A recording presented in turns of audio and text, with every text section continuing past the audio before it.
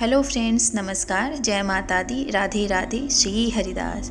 आज के इस वीडियो में मैं आप लोगों के लिए शिव पुराण से वर्णित महाशिवरात्रि की बहुत ही पावन कथा लेके आई हूँ। पुरातन काल के समय में एक शिकारी रहता था जिसका नाम चित्रभानु था। यह शिकारी एक साहूकार का कर्जदार था। कर्ज न दे पाने की वजह से साहूकार ने शिकारी को अपने घर बंदी बना लिया।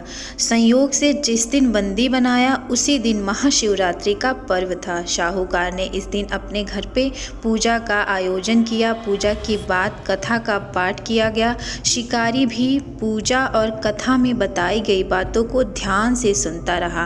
कार्यक्रम समाप्त होने के बाद साहूकार ने शिकारी को अपने पास बुलाया और उससे अगले दिन ऋण चुकाने की बात कही, जिस पर शिकारी ने साहूकार को वचन दिया। इसके बाद ही साहूकार ने शिकारी को मुक्त कर दिया। उसके बाद शिकारी जंगल में शिकार के लिए आ गया। शिकार की खोज में उसे रात हो गई। जंगल में ही उसने रात बिताई। शिकारी एक तालाब के किनारे एक बेल के पेड़ पर चढ़कर रात बिताने लगा। बेलपत्र के पेड़ के नीचे एक शिवलिंग था जो बेलपत्रों से ढक चुका था। इस बात का शिकारी को कुछ भी पता नहीं था।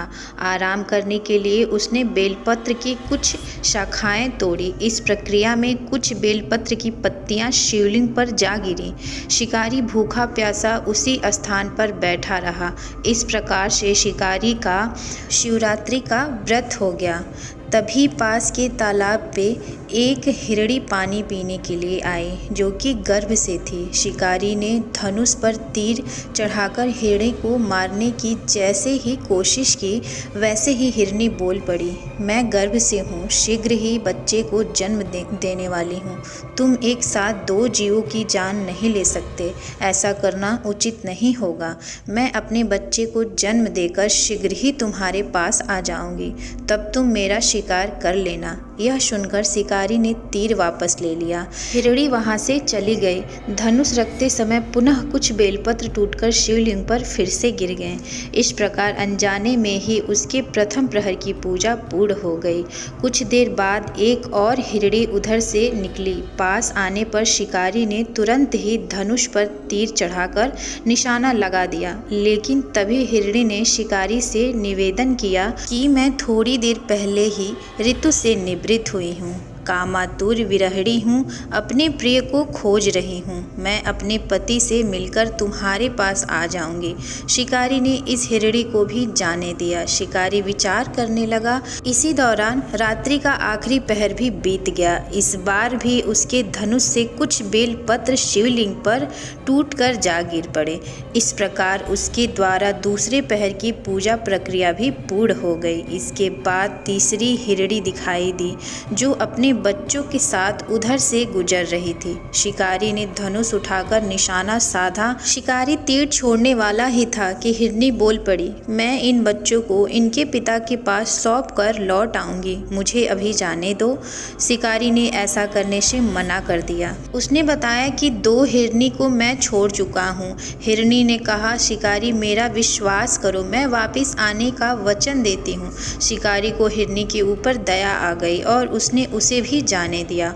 उधर भूखा प्यासा शिकारी अनजाने में बेल की पत्तियों को तोड़कर शिवलिंग पर फेंकता रहा। ऐसा करते करते सुबह की पहली किरण निकली तो उसे एक मृग दिखाई दिया। शिकारी ने खुश होकर अपना तीर धनुष पर चढ़ा लिया। तभी मृग ने दुखी मन से बोला, यदि तुमने मुझसे पूर्व आने वाली 3 हिरणियों और बच्चों को मार डाला है तो मुझे भी मार दो। देर न करो, क्योंकि मैं यह दुख सहन नहीं कर पाऊंगा। मैं उन हिरणियों का पति हूँ। यदि तुमने उन्हें जीवन दान दिया है तो मुझे भी छोड़ दो, मैं अपने परिवार से मिलकर वापस आ जाऊंगा। शिकारी ने उसे भी जाने दिया। सूर्य पूरी तरह से निकल गए थे और सुबह हो चुकी थी। शिकारी से अनजाने में ही व्रत, रात्रि जागरण, सभी प्रहर के पूजा और शिवलिंग पर बेलपत्र चढ़ाने की प्रक्रिया पूरी हो चुकी थी। भगवान शिव की कृपा से उसे इसका फल तुरंत प्राप्त हुआ। भगवान शिव की कृपा से शिकार का हृदय बदल गया। शिकारी का मन निर्मल हो गया। कुछ देर बाद ही शिकारी के सामने संपूर्ण मृग परिवार मौजूद था ताकि शिकारी उनका शिकार कर सके। लेकिन शिकारी ने ऐसा नहीं किया और सभी को जाने दिया। महाशिवरात्रि के दिन शिकारी के द्वारा पूजन की विधि पूर्ण करने के कारण उसे मोक्ष प्राप्त हुआ। शिकारी की मृत्यु होने पर यमदूत उसे लेने आए तो शिवगणों ने उन्हें वापस भेज दिया। शिवगण शिकारी को लेकर के शिवलोक आ गए। भगवान शिव की कृपा से ही अपने उस जन्म में राजा चित्रभानु स्वयं के पिछले जन्म को याद रख पाए और महाशिवरात्रि के महत्व को जानकर उसका अगले जन्म में भी पालन कर पाए।